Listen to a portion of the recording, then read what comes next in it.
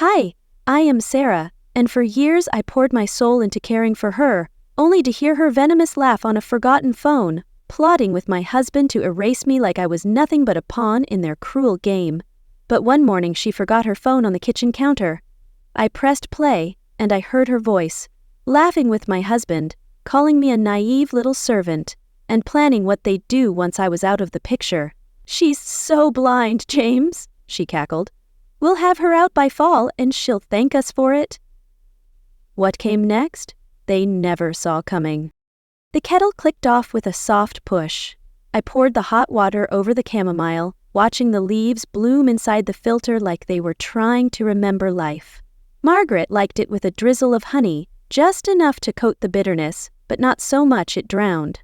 I stirred slowly, careful not to tap the spoon against the porcelain. She hated that sound in that delicate ivory-colored teacup, perfect after all these years. One day she told me it was the only one that didn't shake in her hand. I'd held onto that foolishly, thinking it meant she saw me. Now I handled it like bone china from a museum shelf, too fragile for the truth. I'd been up for an hour. James was already gone, early shift or so he texted. His shoes were still by the door though, that said more than he ever did. I carried the tray down the hall. My feet had learned every creaky floorboard, every place the carpet frayed. Margaret's door was slightly ajar. She was awake, propped up just as she liked, 2 pillows behind her lower back, one under her knees. I'd fluffed them 20 minutes earlier. Her eyes flicked toward me. No smile, just a blink of acknowledgement. "Good morning," I said, placing the tea on her side table. She didn't respond, not with her voice. Since the stroke, her words came in strained whispers or shaky texts. Still, she managed to make herself understood. I adjusted her sweater. "You slept okay?" Her phone buzzed once from under the pillow. I slid it out and placed it beside the tea. She tapped the screen without looking at me. I caught a glimpse. "Fine. The X, same as every morning." "Don't hover, Sarah," she whispered sharply, her eyes cold. "You're not my keeper." After helping her sip the tea, I moved to her medication tray, 9 bottles lined up like soldiers. I crushed the pill that needed crushing, sprinkled the rest into applesauce. She took it all without fuss, eyes fixed on the muted TV in the corner. But then the tray was empty, the tea was sipped, and she gave a small nod. That was my cue. I padded back to the kitchen, rinsed the spoon, folded the napkin over the sink divider. The counters were still damp from where I'd wiped up after breakfast. Everything was in its place, except the phone. It sat on the edge of the counter, not Margaret's usual habit. She guarded it like a lifeline. The screen was still on, bright, open to voicemail. I didn't touch it, but as I stepped closer to place a stray spoon back in the drawer, I heard it. Her voice, strong, crisp, confident. Not the whisper I'd spent 3 years tiptoeing around. She was laughing. She wears pearls like she's someone important. The woman thinks she's family. Bless her heart, she has no clue she's just free labor in a cardigan. I froze. Then came James's voice. He chuckled low. "You think she suspects?" "Margaret again. Please, she's too busy playing Florence Nightingale, and soon she'll be out of the picture." "Once we're rid of her, James, we'll split the insurance payout," she added, her tone chillingly casual. The message cut off. The silence that followed was louder than the call. I stared at the phone like it might apologize. But it didn't. It just went black. Innocent, blank. Like it hadn't just unraveled every thread I'd stitched into the life I'd been patching together for them. My hand hovered over the counter, unsure if I'd imagined it. My ears burned. I didn't yell, didn't cry. I picked up the spoon again, washed it, dried it. I moved like someone who'd forgotten how to fall apart. The cup, her cup, still sat in the sink, streaked with tea. I turned the faucet on, let the water run warm, and rinsed the teacup under the tap like nothing had changed, but everything had. I set the ivory teacup on the drying rack and turned off the faucet. My hands were damp, but I didn't reach for the towel. I just stood there for a second, staring at the water droplets clinging to porcelain, like they might offer an answer I hadn't asked for. Behind me, I could hear Margaret's faint TV, Some old talk show rerun she liked, or pretended to like. I wiped my hands on the dish towel and glanced toward the hallway. Margaret's door was slightly ajar. The creak of the floorboard under her bed, the slow cadence of her breath, the way she always took her pills when I wasn't looking. No witness to see if she actually swallowed them. I told myself to stop. I was overthinking. But the voicemail... I turned off the kitchen light and walked quietly to the living room, picking up my notebook as I passed, not to write, just something to hold. From the edge of the hallway, I watched Margaret. She sat upright in her recliner, eyes closed, fingers wrapped around the ivory teacup I'd poured not half an hour ago. I squinted. No tremble, not even a twitch. She lifted the cup in one smooth motion, no hesitation, no struggle, tilted it, drank, and set it back down gently on the side table. The exact cup she once claimed only barely let her grip without shaking. Then I heard it. James's car in the driveway. And just like that, her shoulders slumped. She shifted in her chair, tilted her head just slightly, her fingers loosened around the cup, and as he opened the front door, she dropped it deliberately. Not hard enough to break, but loud enough to draw sympathy. "Mom?" James called from the entry. Margaret gave a long, warbly sigh like she was summoning effort from the depths of her frailty. "In here," she whispered, soft and hoarse, like breath on cracked glass. He rushed in, tossed his keys on the sideboard, and bent beside her. "You okay?"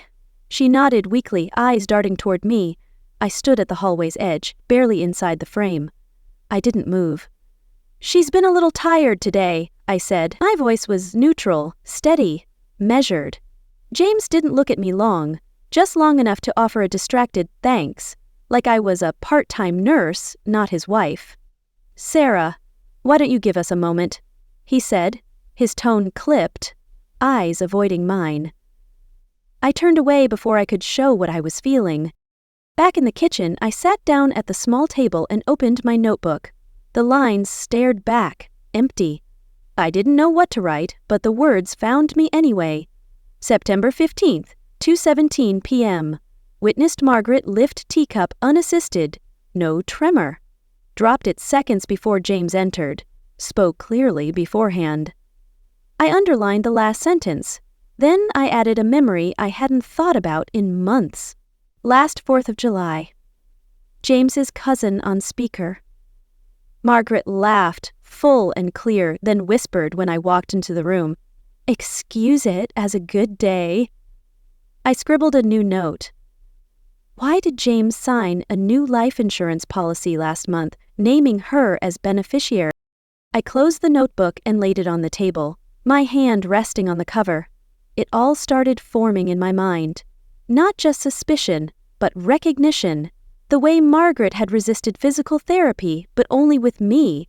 The way she insisted I help with every bathroom trip, even after her chart said she could manage short distances with a walker. The little sighs, the guilt-laden looks, the way she'd asked James for privacy when I entered the room. A year ago, I might have brushed it off as insecurity, age, stroke complications.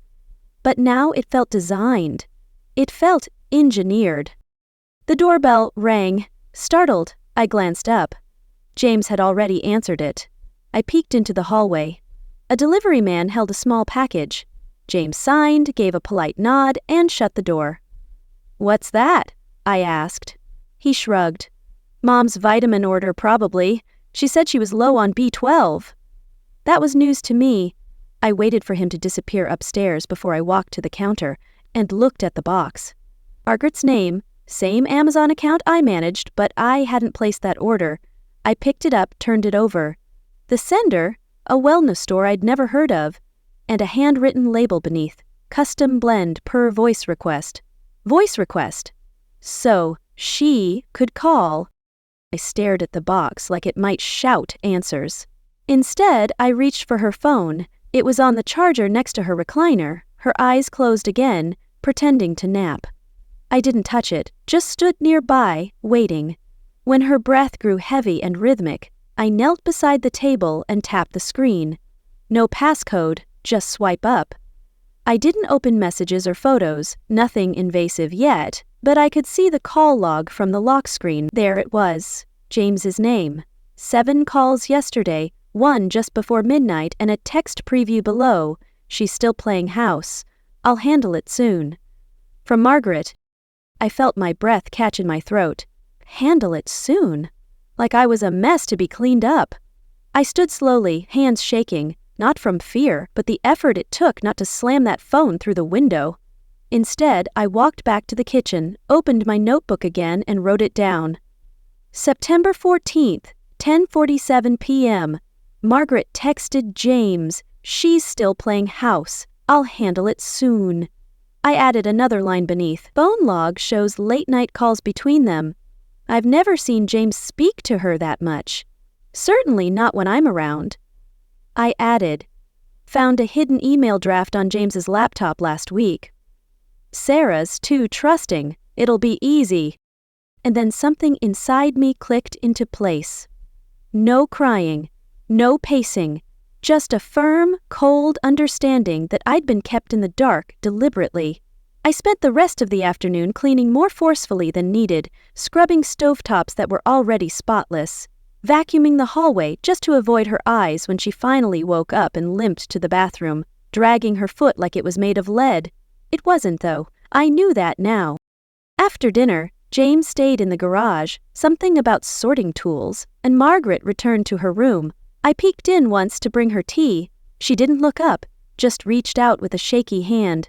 I handed her the cup and watched as her fingers trembled just enough to keep up the act. "You're so good to me, Sarah," she cooed, her voice dripping with mockery I now recognized. I nodded politely, left the room and closed the door gently. Then I took out my phone. I opened the camera app, started recording. From the hallway vent, I caught Margaret sipping the tea. No tremble, no weakness, just a woman who knew no one was watching. I hit stop, saved it, and exhaled. This was no longer about survival. It was about strategy. That night, I set my alarm early, made a mental checklist, called in a favor from an old friend who worked at a security store, and the next morning, just as sunlight touched the guest room's bookshelf, I stood on a chair and tucked a small black camera into the corner, angled perfectly to capture the chair, the window, and Margaret's bed. Let the truth record itself. I stood still for a long moment after planting the camera, long enough to feel the weight of the silence. Over the next 4 days, I kept to the background like wallpaper. I moved softly, spoke less, and let Margaret think I was slipping back into my role, the nursemaid, the patient wife. But when she retreated to the guest room for her rest each afternoon, I was watching. The footage came in, clean, crisp, undeniable. There she was on day 1, walking without her cane, not even a hint of imbalance. Day 2, she was FaceTiming someone, laughing, joking, her voice smooth and sharp, not a whisper in sight. She even tucked a curl of her hair behind her ear and winked at the camera, unaware it was the wrong camera, and then the one that broke me. Day 3. She stood by the mirror practicing her limp. "Poor me," she crooned, drawing out the vowels in a pitiful, breathy tone. "I just want peace. I just need help." Then she dropped the act and scoffed. Let her change my bedpan one more time. God, she's stupid. I didn't cry. Instead, I watched it again and again. That evening, James mentioned his sister Emily was hosting a small anniversary dinner. "Just family," he said, flipping chicken in a pan. "You and Mom should come. It might be good for her to be out around people." I sipped water. "Sure, sounds nice." Margaret piped up from her recliner, already slipping into the soft, fragile tone she saved for James. "I'll try. Depends on how the day goes. You know how the migraines flare." "Don't push her, James," she added, her voice quivering theatrically. "Sarah knows how weak I am." Of course, the curtain was rising. The next afternoon, before we left, I slipped the USB from my laptop and slid it into the zippered side pocket of my purse. James had picked out a bottle of wine to bring. Margaret sat in the back seat, dramatically draped in a gray shawl, her eyes closed like she was saving strength for sainthood. Emily's house was brightly lit, cheerful, a little chaotic. Someone was grilling on the back deck, and the smell of barbecue mingled with lavender-scented candles inside. I smiled, nodded, exchanged greetings, then stepped back, just watching. Margaret had arrived in a wheelchair. I hadn't seen her use that thing in over 8 months, but now she gripped my hand with a faint smile, whispered, "Thank you for bringing me, sweetheart," in the frailest voice she could muster. People gathered around her like bees to sugar. "She's a warrior," someone murmured. "And Sarah, my God, you're an angel for what you do." I clenched my teeth so hard I thought I'd hear a crack. James's cousin Ryan handed me a drink. "You all right? You look a little pale." "I'm okay," I said quietly. "Just processing." I drifted into the kitchen, needing a minute alone. That's when I heard it. From the pantry door, left slightly ajar, I caught her voice. Not the whispery one, not the sickly saint. Her real voice, smooth, cold, confident. "She thinks I need her," Margaret said. "It's laughable. I'm just waiting for James to grow a spine. I want her gone before Thanksgiving. Once we cash out her savings, we'll be set," she hissed, her words slicing through me. I stood there, letting those words bleed into me, no flinching, no running. Gone before Thanksgiving like I was some house guest she'd tolerated too long. My fingers moved on their own, reaching into my purse. I held the USB in my hand for a moment, feeling its weight. Plastic and metal, sure, but also a key, and keys are meant to unlock. I waited. I waited through dinner, through the compliments, through the saccharine toasts and the group photo by the fireplace. I waited until someone brought out cake and everyone gathered around to sing. That's when I moved. The TV in the living room had a USB port just beneath the screen. Most people wouldn't notice it. I did. I didn't say a word. I walked over, leaned down, and plugged it in. The footage began to play immediately. No menu, no warning. The room hushed. There she was, Margaret standing tall. No cane. Her voice rang clear as she mocked me. "Poor me! I just want peace." The next clip showed her laughing during the FaceTime. The one after that, her scoffing at my stupidity. By the time it looped to her practicing her limp in the mirror, someone had gasped. "Is this real?" Emily asked, stepping forward. "Is this a joke?" Ryan whispered. Margaret tried to fumble in her chair, then gasped and clutched her chest. "Something's wrong. I can't breathe." No one moved, not even James. "Seriously?" Emily snapped. "You're really going to fake a seizure right now?" Margaret looked at me, eyes wild. But I didn't give her anything. No tears, no gloating, no scream of "I told you so." I simply picked up my coat. James stood frozen. He didn't follow. He didn't say a word, and I didn't look back. By the time they looked for me, I was already driving away with my dignity in the passenger seat and a plan in the glove box. The heater in my car coughed its last bit of warmth before giving up entirely. I pulled the blanket tighter around my legs and stared at the frost creeping up the inside of the windshield. I had parked outside Rachel's office building, 4th floor, corner unit, big glass windows she always kept spotless. I hadn't called her. I didn't want to talk yet. I just needed to be near someone who didn't lie to my face for years and tell me it was love. The flash drive sat in my cup holder like a glowing ember. That tiny thing had cracked open a decade's worth of gaslighting. James's family had watched Margaret play the part of the fragile matriarch, and they drank it up like sweet tea at a summer reunion. But that night, the truth played out in 1080p. Margaret walking, laughing, mocking. Her voice clear, cruel. That wasn't just manipulation, that was warfare. I hadn't planned to leave the party without a word, but when I looked around that room at the faces going pale, the chaos blooming, I felt something I hadn't in years. Release. It all caught up to me. My breath caught, my chest tightened, and I finally let go.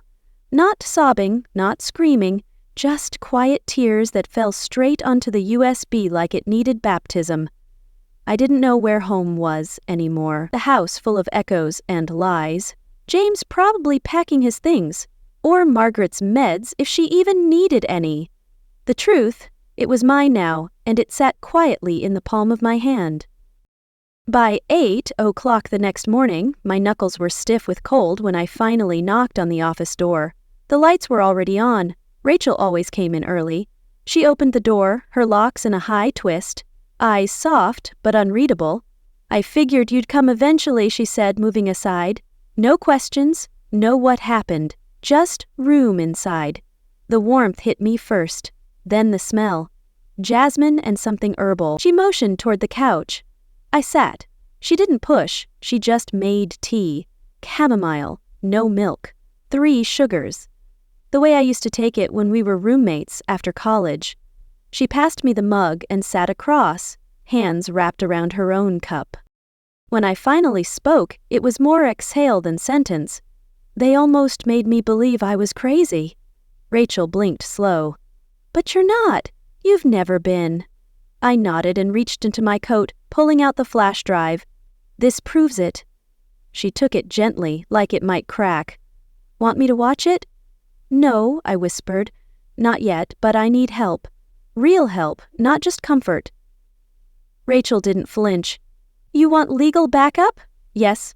I don't want revenge. I want safety, clarity. If they try to twist this on me again, I want to be ready."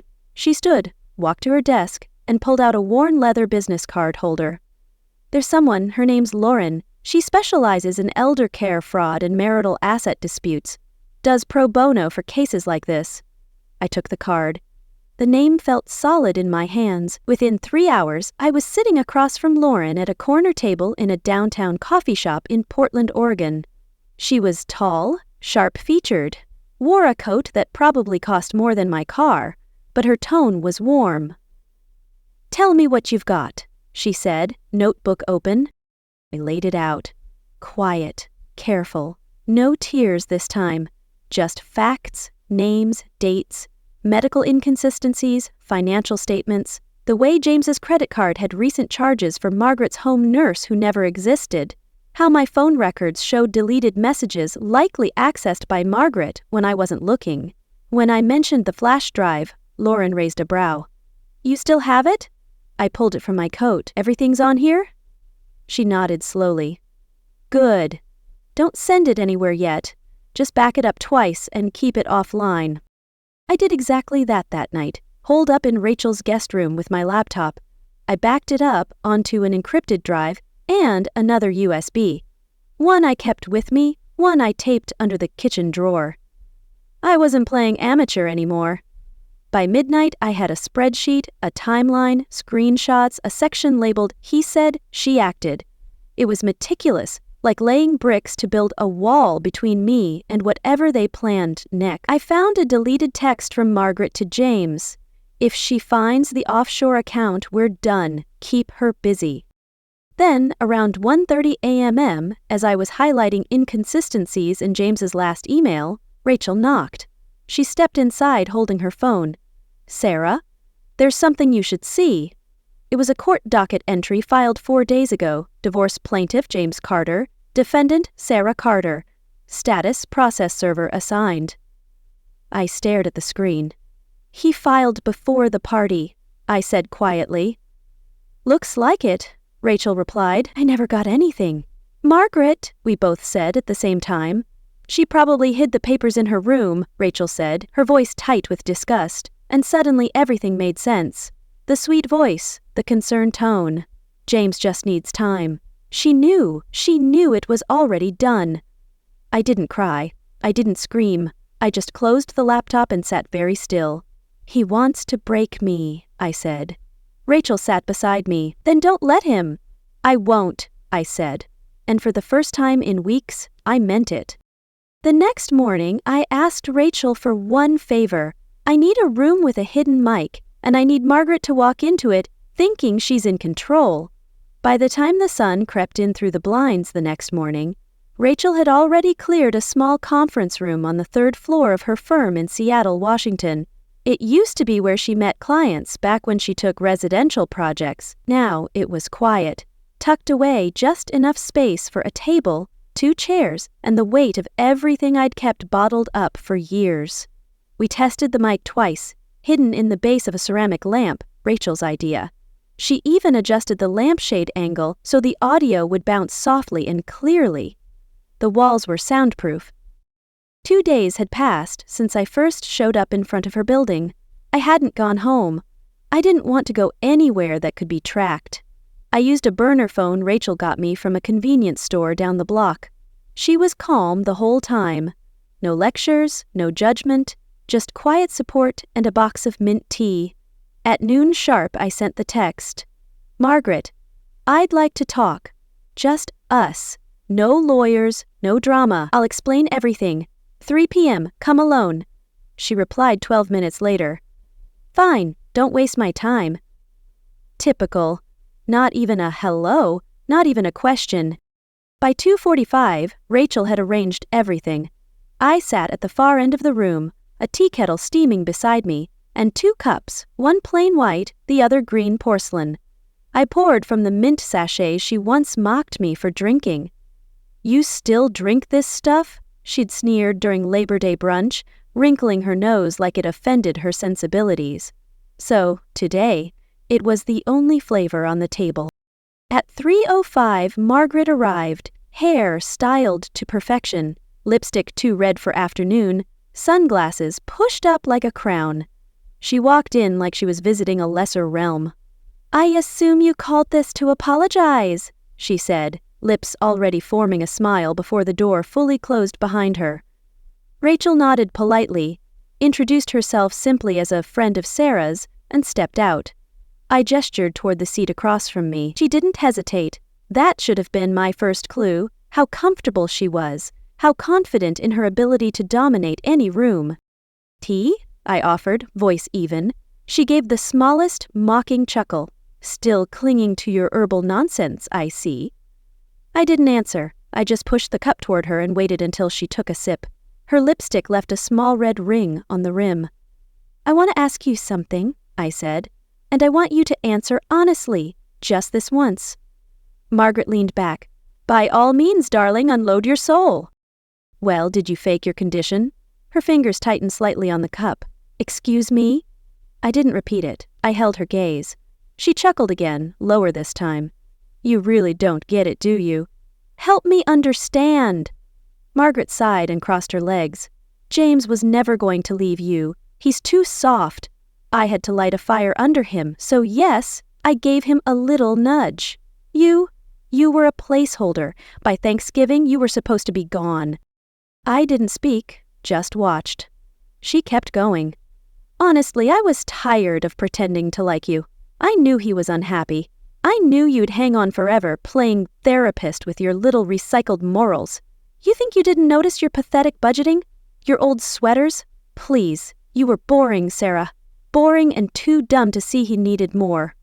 You never deserved him," she spat, her eyes glinting with malice. "I made sure he saw you for the nobody you are." The word dumb echoed in the room, longer than it should have. "You didn't forge the delay notice, did you?" I asked. Margaret looked surprised momentarily. "Well, someone had to protect his assets before your civic duty kicked in." "And the forged medical reports?" I pressed, my voice steady. "You paid that doctor to lie about your condition, didn't you?" I didn't react. I just reached into my tote bag, pulled out the neatly printed transcript, and placed it on the table. She didn't look at it, not yet. "This meeting," I said slowly, "has been recorded in full. You just confessed to perjury, elder fraud, and interference with legal service of process." Her face shifted, not in fear, not in guilt, in rage. "You're bluffing," she hissed. I nodded toward the lamp. She stood up so fast the chair screeched. "You set me up." "No," I said, rising to my feet, too. "You walked right in like you always do, assuming you held the leash." She glanced toward her purse, probably for her phone. I opened the door. Rachel was standing there. "Let her make her calls," I said calmly, "but don't let her leave, not until she listens to herself talk." Rachel stepped in, clicked a small remote, and Margaret's own voice began playing back. Soft, clear, cruel. I didn't stay to watch. That was never the point. Downstairs, I called the elder care attorney, told him everything. sent the audio file and the transcript. Within the hour, he was moving. Subpoenas, emergency hearing filings, a complaint about fraudulent POA transfers. I didn't ask how long it would take. I just asked what I needed to protect first: my name, my share, and my peace. That evening, I went back to Rachel's place and sat on the back porch, staring at the neighbor's wind chime dancing in the breeze. At 8:12, my phone buzzed. James. I let it ring. Then I watched it go to voicemail. For once, I wasn't the one being silenced. I didn't rush to listen. I poured myself a cup of herbal tea. Nothing fancy, just something warm and grounding. Then I pressed play. James's voice came through soft at first, like he'd been crying or practicing what to say. "Sarah, I don't even know where to begin," he breathed. "I didn't know what Margaret was doing, I swear. She told me you were being difficult about the divorce, that you were dragging things out. I didn't know about the forged delay or the power of attorney thing. I thought you were just hurt, maybe angry. But not that she was lying to me." I closed my eyes. The way he always made himself the confused one, the passive one, the victim of other people's decisions. The voicemail dragged on. Apologies, disclaimers, old excuses wrapped in a new tone of desperation. "I never wanted it to be this ugly," he continued. "Can we just talk, just you and me, without lawyers, without recordings? I'm scared, I'm confused, I don't even recognize my life anymore." "I never meant to hurt you," he pleaded, his voice cracking. "She said you'd leave me if I didn't act first." He stopped short then, as if trying to throw me one last line to hook me. "You know I never stopped loving you, right?" I let the silence after that last line stretch. Then I deleted the message. Instead of answering, I opened my laptop. I didn't write him back. I didn't call. I forwarded the voicemail, along with Margaret's confession transcript, screenshots of her forged delay notice, and copies of power of attorney misuse, to my attorney, Jessica. Jessica was swift. By midday the next day, she'd filed a notice to preserve James's financial records and had already scheduled a motion to secure our marital assets before anything accidentally disappeared. She also added Margaret's name to the list of individuals possibly committing fraud against a vulnerable spouse. She emailed me. "Found a secret trust in James's name linked to Margaret. We're freezing it now." By late afternoon, I'd closed my computer and finally exhaled. That peace didn't last long. Just as I stepped out of the shower, hair still dripping, I heard the crunch of tires on the gravel driveway. I glanced out the kitchen window. James and Margaret. I didn't move, just grabbed my towel, wrapped it around myself, and walked to the front room where, thankfully, Jessica was already waiting. We'd been going over documents earlier and she'd stayed to get signatures. He didn't knock. He just opened the screen door and shouted, "Sarah?" Behind him, Margaret was smirking, dressed like she'd just walked off a boutique photo shoot. Her arms were crossed, her weight tilted onto one hip. "We're not here to fight," James said quickly. "I just thought if we could talk face to face, maybe we could sort some of this out without all the legal stuff." Margaret cut in. "Oh, please, she's probably loving this. Sarah always had a flair for the dramatic." I walked over slowly, calm and steady. "We are face to face," I said, looking directly at James. "But we won't be sorting anything out here." Jessica stood up behind me and handed James a folder. "Cease and desist," she said firmly, "and a formal notice that your presence here is unwelcome without prior coordination through counsel. Further contact may result in a restraining order." James blinked. "A restraining order? Sarah, come on." Margaret snapped. She always folds when things get real. I tilted my head, studying her face. "You lied under oath. You forged documents, and you made a game out of turning my life into a performance piece? But the curtain's coming down, Margaret." "You thought you'd steal my life," I said, my voice like steel. "But I'm taking it back." James took a small step forward. "Sarah, I didn't know. That's the thing." I cut in, voice low but clear. "You never wanted to know. You looked the other way because it was easier. You let her spin the story while I disappeared into the background, and now, because I stopped being silent, you're scared."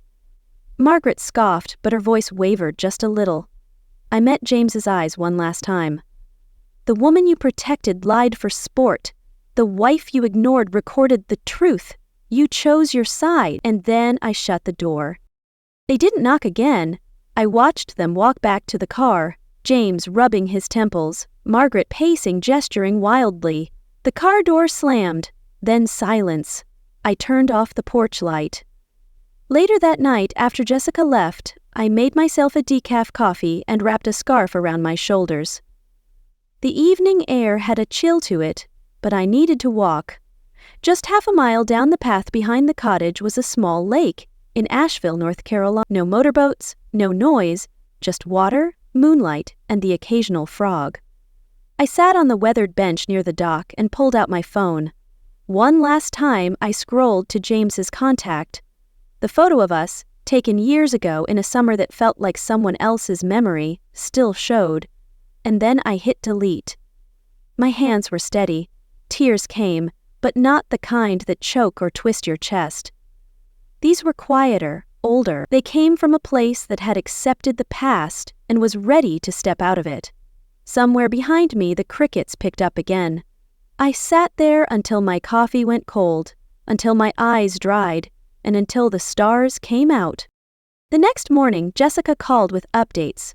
The emergency hearing was scheduled, the financial hold was granted, and the district attorney's office was requesting a copy of the recording for potential charges. But I wasn't thinking about any of that. That morning I visited a studio I hadn't seen in years. The morning came as I arrived at the workshop in Savannah, Georgia. The neighborhood had changed since I was there last time. New cafes and painted brick walls with fresh murals. But the building that held my old studio looked the same. Weathered red brick, a cracked window, and the blue door that always stuck when it rained. I paused before unlocking. The key felt foreign in my hand, heavier than I remembered. Inside, it smelled like dust, wood, and turpentine. My boots echoed as I crossed the paint-stained floor. My old chair stood in the corner, folded, leaning like it was waiting, and a brown wool coat hung on a hook by the door. Mine. I reached for it. The fabric scratched softly against my fingers, smelling faintly of cinnamon and oil paint. I didn't realize I was crying until tears darkened the collar. I didn't need to settle in. I knew where everything was. Muscle memory stirred.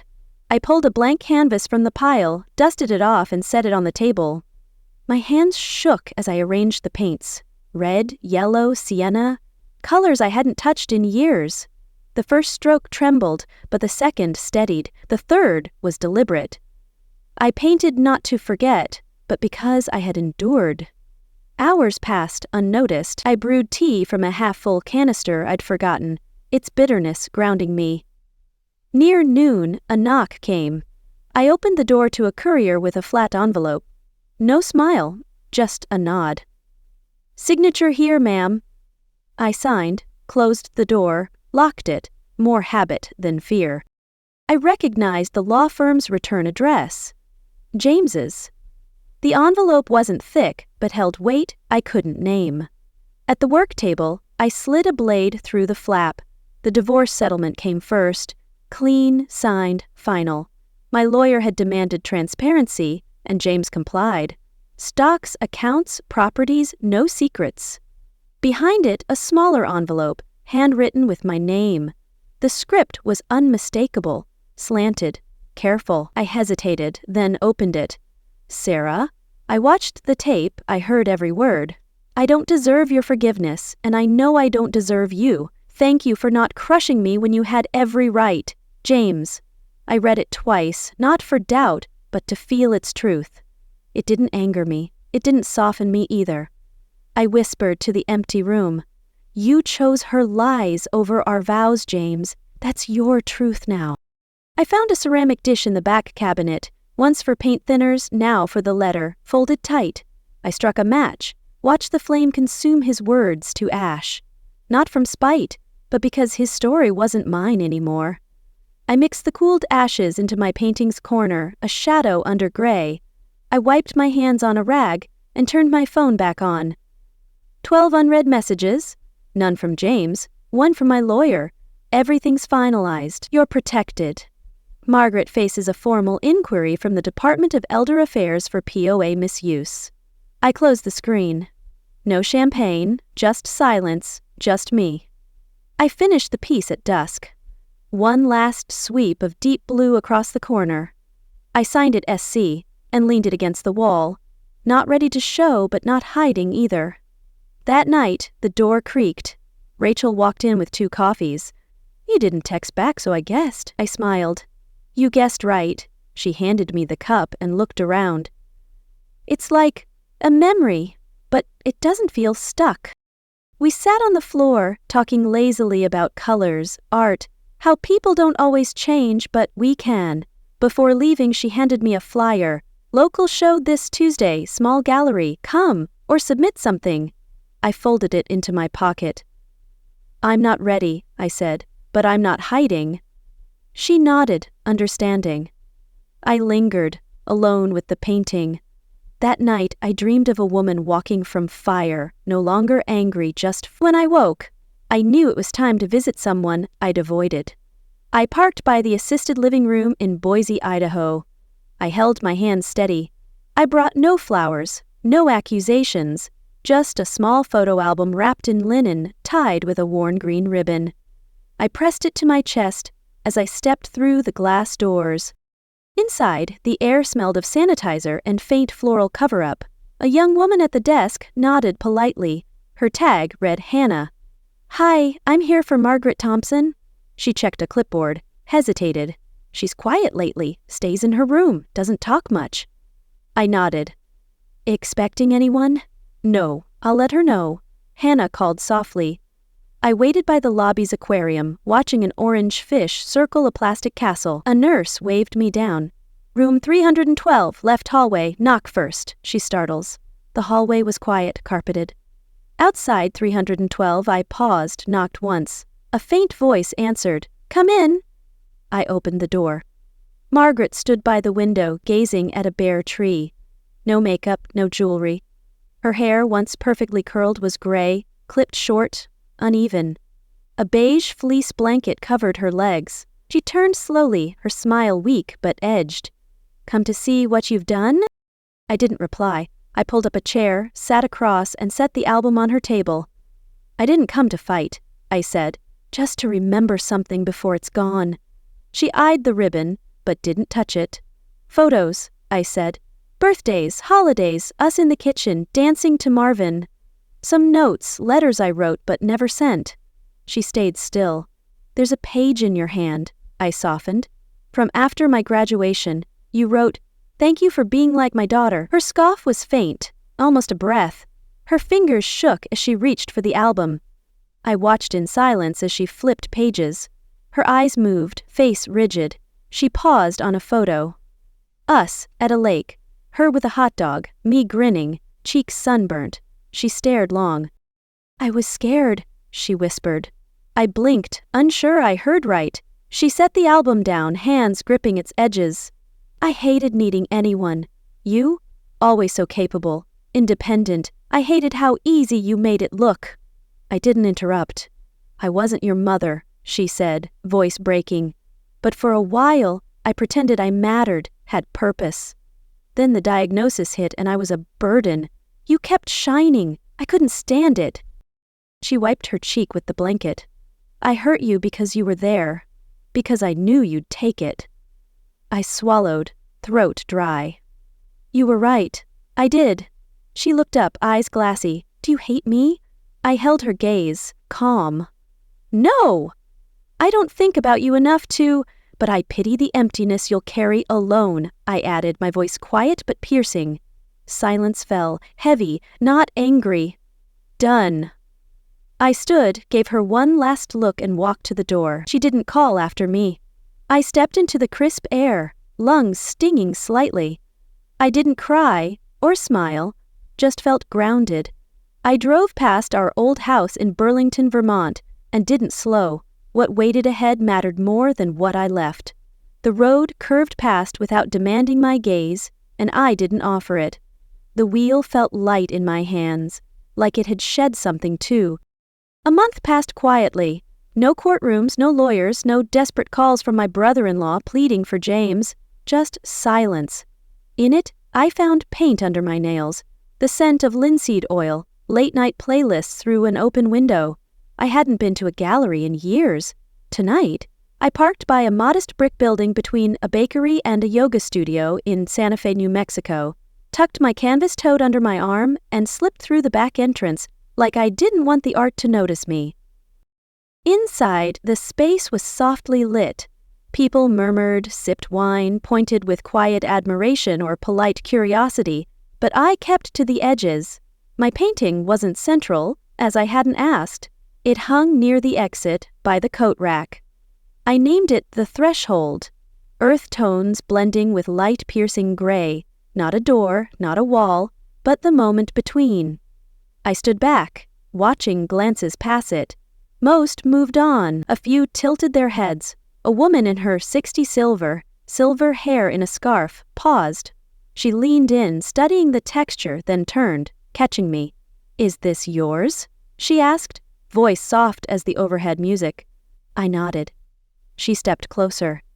It made me feel I could breathe again, like it's not too late to start over. I swallowed gently. "It's for sale," I said, voice steady. "That's the point," she smiled. "I'd like it." No applause, no spotlight, just a quiet transaction between two women who'd lived enough to know what starting over felt like. Later, as the crowd thinned, Rachel appeared beside me with 2 cups of tea. The scent hit me. Jasmine.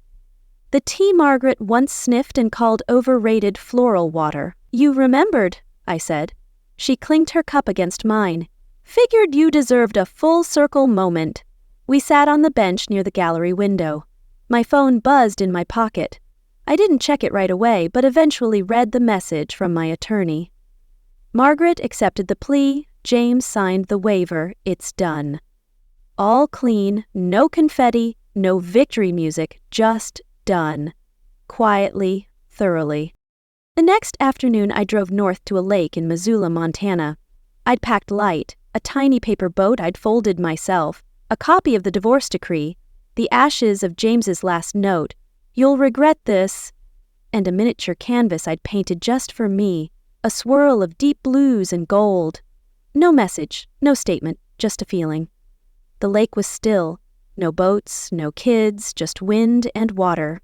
I placed everything into the little boat, lit the edges, and pushed it from the shore. The flames caught quickly. I didn't pray, I didn't cry. I just watched until it disappeared into smoke and ripples. When I returned to the gallery the next week, I brought 3 new pieces. This time, I didn't just sign S. Carter. I wrote my full name, Sarah Ruth Bennett. It was the name I'd been born with, the one I'd learned to set aside to make others comfortable, the one I reclaimed not out of spite, but out of peace. There was no audience when I hung the new paintings, no ceremony, just a nail, a frame, and a signature that no longer made my hands shake. I stepped back, took it in. I didn't need the world to know. I just needed to know that I was still here. Yet, as I walked away, I carried a quiet ache. Not for their betrayal, but for the years I gave to shadows who never saw my light. I was free, but the scars whispered I'd never trust so deeply again.